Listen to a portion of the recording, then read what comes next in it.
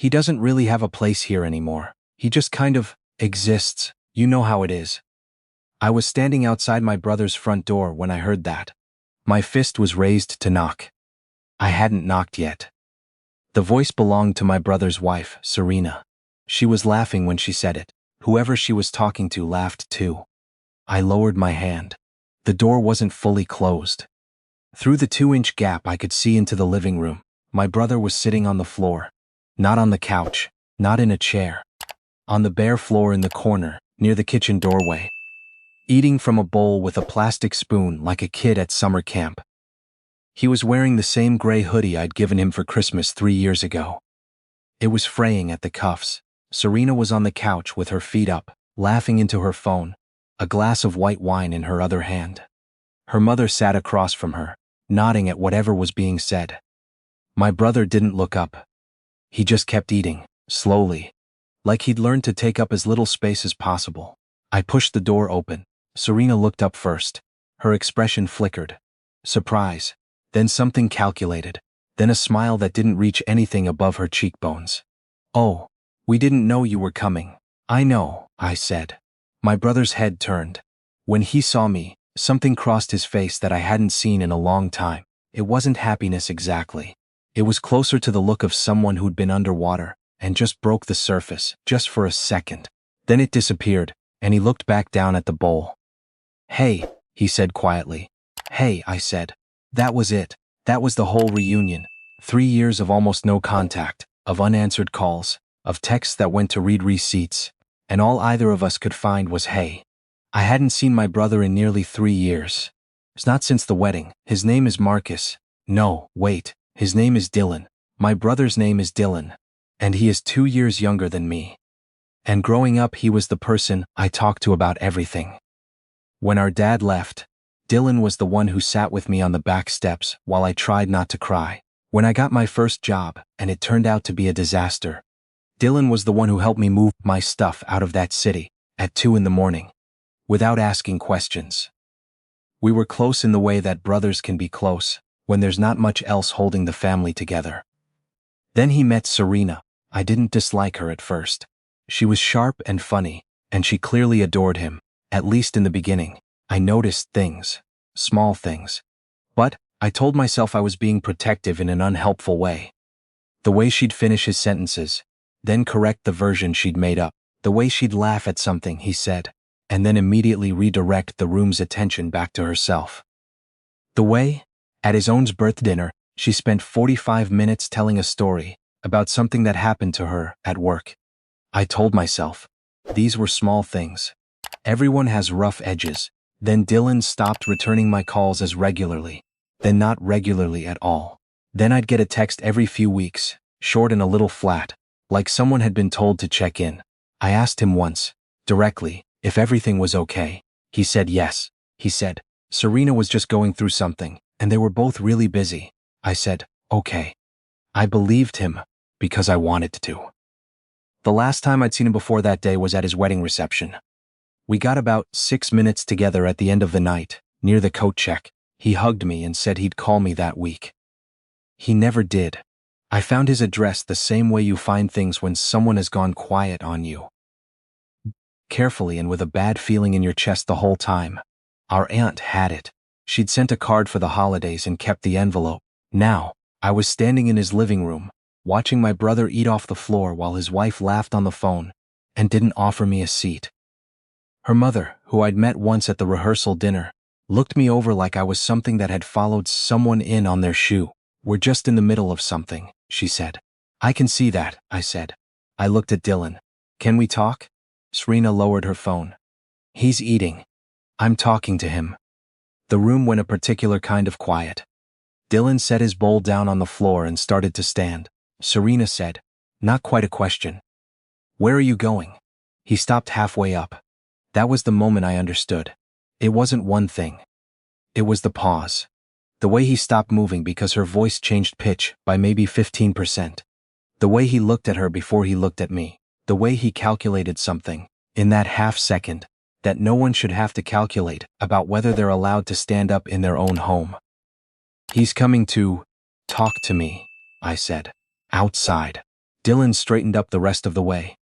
He didn't say anything to Serena. He just walked to the front door and held it open for me, and I went through, and he pulled it shut behind him. We stood on the front step. It was a cold afternoon, late February, the kind of gray that gets into your bones. He wasn't wearing a jacket. I didn't mention it. "How long?" I said. He didn't ask me what I meant. He looked out at the street. "It's not what it looks like." I heard what she said before I knocked. Still. "He doesn't really have a place here anymore," I said. That's what she told someone, laughing. He didn't deny it. He put his hands in the pocket of that gray hoodie and stared at a crack in the front step. "She gets like that sometimes. It's stress. Her mom's been staying with us, and they kind of feed off each other." "How long has her mother been staying with you?" He was quiet for a second. I didn't say anything. "It's fine," he said. I lay low when she's around. It's easier." "You were eating on the floor."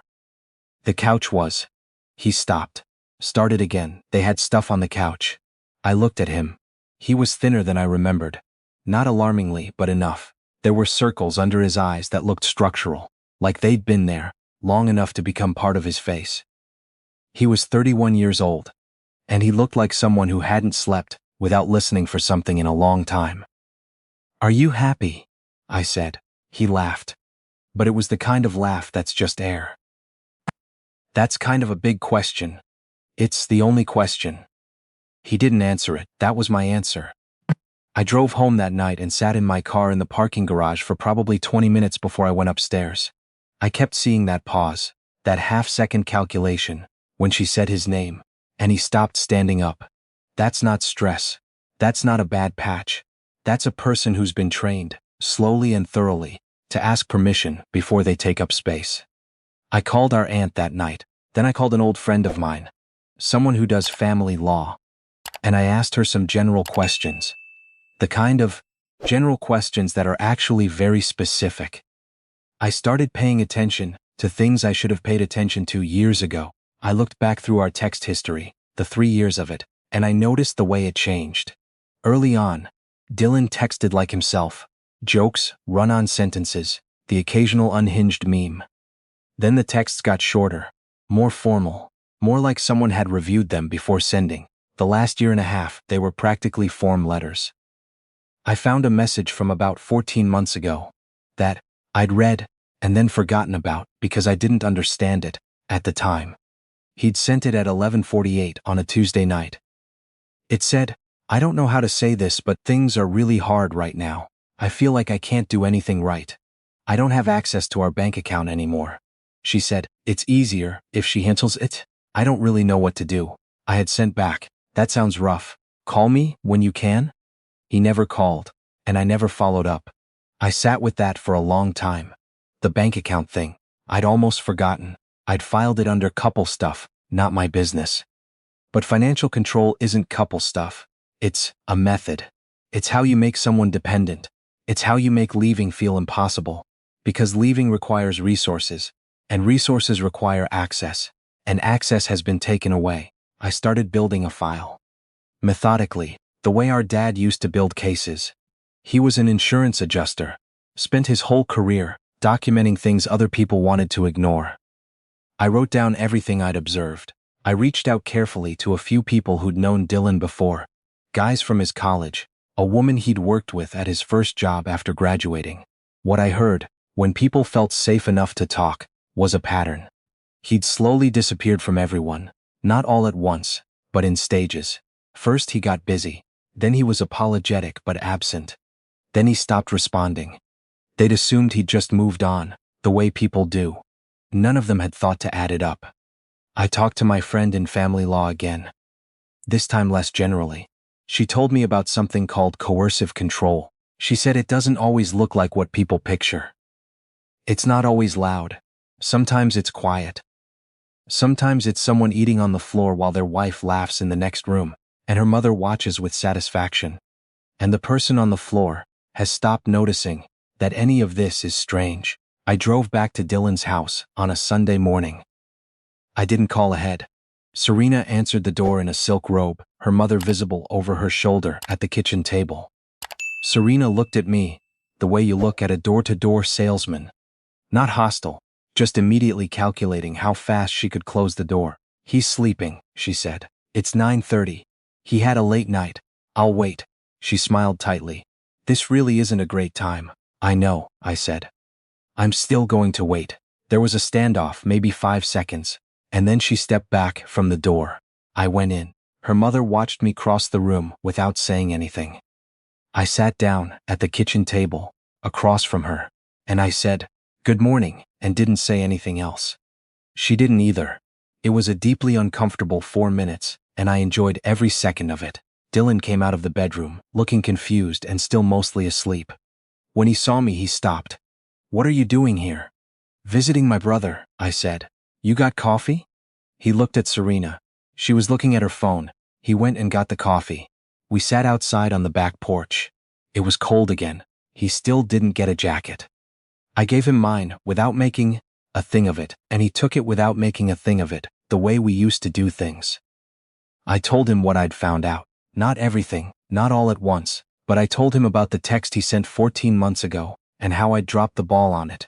And I told him I was sorry for that, specifically and without excuse. His jaw did something complicated. He looked away. "It's not your fault," he said. "I know whose fault it is," I said, "but I'm telling you I'm sorry anyway." He was quiet for a long time. The neighbor's dog was barking somewhere. He looked at his hands. "She's not always like this," he said. "She has really hard seasons. Her mom being here stresses her out, but she also can't ask her to leave because of some family thing, and work has been." "Dylan," he stopped.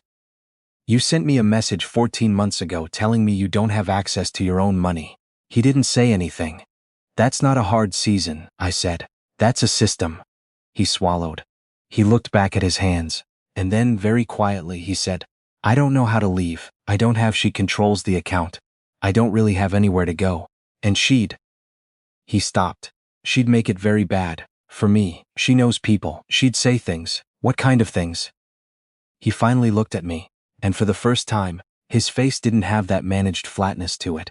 He looked exhausted, and a little terrified, and exactly like the kid who used to sit on the back steps with me. "She'd say I was unstable. She said it before, to her friends, to her family, that I have episodes, that she handles everything because I can't." His voice was steady, but his hands weren't.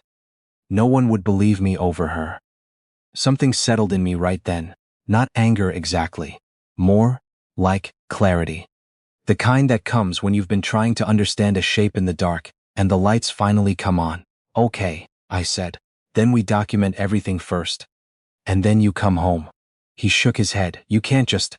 "I'm not asking you to do it alone," I said. "I'm asking you to let me help." "That's different." He didn't say yes, but he didn't say no. And he didn't go back inside when I kept talking. Over the next 3 weeks, I moved carefully and without announcing anything. My friend in family law connected me with a financial attorney who specialized in marital asset cases.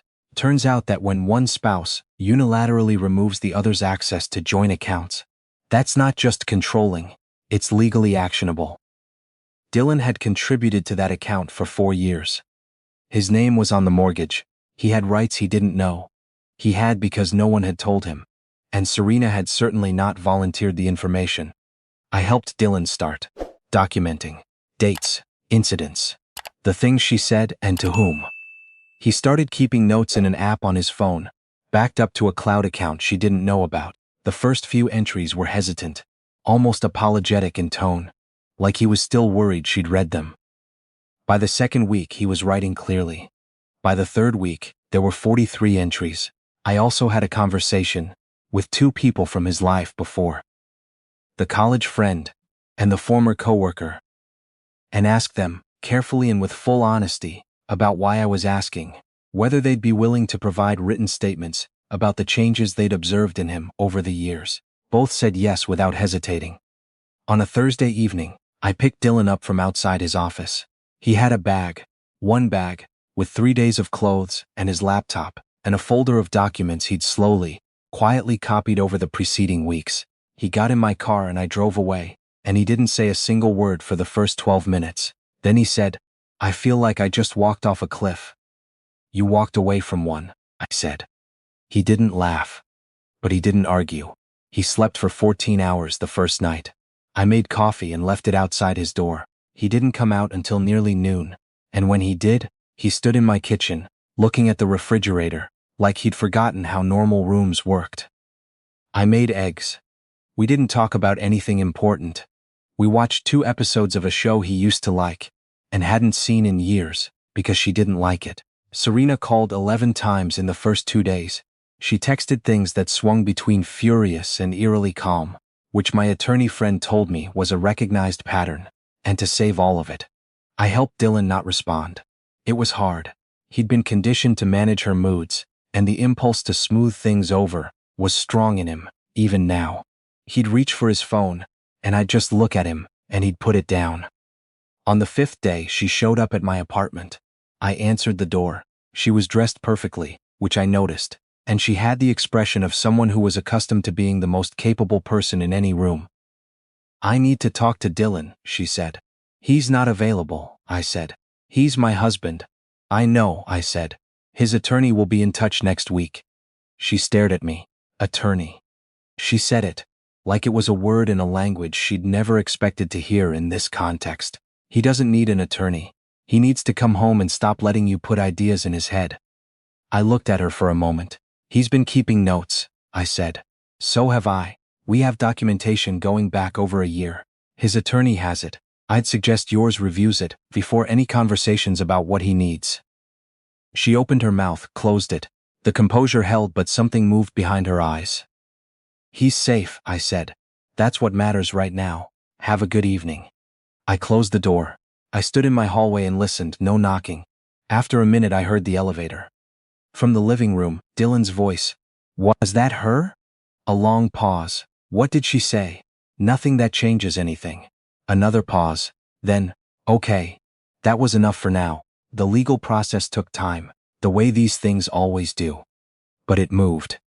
The financial attorney found that Serena had transferred a significant portion of their joint savings into an account in her name only, over a period of 14 months. Starting, I noted, roughly around the time Dylan sent me that message. That became a central piece of the case. The documentation helped. The statements from his friends helped. The texts she'd sent in those first days after he left helped significantly, because they were full of the kind of language that revealed exactly what kind of dynamic she'd been running. At one of the early hearings, I sat in the hallway outside the courtroom with Dylan for about an hour while we waited. He was in a suit that fit him better than it had 2 months ago. He'd started eating real meals, started sleeping without listening for footsteps in the hall. He still got quiet sometimes, in a way that worried me, a kind of checking out that I understood was going to take longer to address than a few months could fix. But the circles under his eyes were lighter. He sat up straighter. He wasn't eating off any floors. "I keep thinking about what I would have said," he told me, "if you hadn't shown up that day. Like where I'd be in another year." I didn't say anything. "I think I'd convinced myself it was my fault," he said. "Like I was too sensitive, or I wasn't trying hard enough, or I needed to just manage it better. And eventually she'd. I don't know. Eventually it would balance out." He shook his head. "I kept waiting to become someone she'd treat better." "That's what it does," I said. "It makes you think the problem is in you." He nodded, looked at his hands, which were still for once. "I still hear her sometimes. Like a voice. When I'm about to do something normal, like order what I actually want at a restaurant, or make a plan without checking, I hear this voice that says I need to ask first." He paused. "I think that's going to stick around for a while." "Yeah," I said. "Probably." "That's okay. You know it's not you talking." He was quiet. Then, "Do you think she knew what she was doing? Like, consciously?" I thought about it honestly. I think it doesn't matter as much as whether you know what was done to you. He sat with that. After a minute he nodded, slowly, like he was filing it somewhere. The settlement came through 4 months after he left. He got half of the joint assets, including the portion she'd moved, which was ordered returned. He got a fair division of the property. He got out with what was his. He found an apartment 20 minutes from mine, small, second floor, a window that looked out at a parking structure that he said he didn't mind, because at least it was his parking structure to look at. The first weekend he moved in, I helped him put together a bookshelf from a box, and we ordered pizza, and he put on a playlist he hadn't listened to in 4 years, because she'd said she found it annoying. He turned it up too loud, and we ate pizza, and he showed me this thing he used to do, back when we were growing up, where he'd hum along to guitar parts. He used to do it all the time. I hadn't heard him do it in years. I'd actually forgotten it was a thing he did. He started doing it again. That's not a dramatic ending. There was no speech in a courtroom, no moment where everyone in the room turned and understood something. Just my brother in a half-furnished apartment, humming along to a song and eating pizza off his own coffee table. But I keep thinking about that pause, the way he stopped standing up because her voice changed, the way he'd learned to calculate, in real time, whether he was allowed to move. He doesn't pause like that anymore, I've noticed. That's the thing about control. It relies on the person accepting it as the natural order of things. The moment someone from the outside shows up and just refuses to accept it, won't sit down, won't be redirected, won't pretend that what they're seeing is normal, the whole structure starts to wobble. I didn't show up with a plan. I showed up because he was my brother, and something felt wrong. And I finally stopped telling myself it wasn't my business. All I did was walk through a door that wasn't fully closed, and not leave.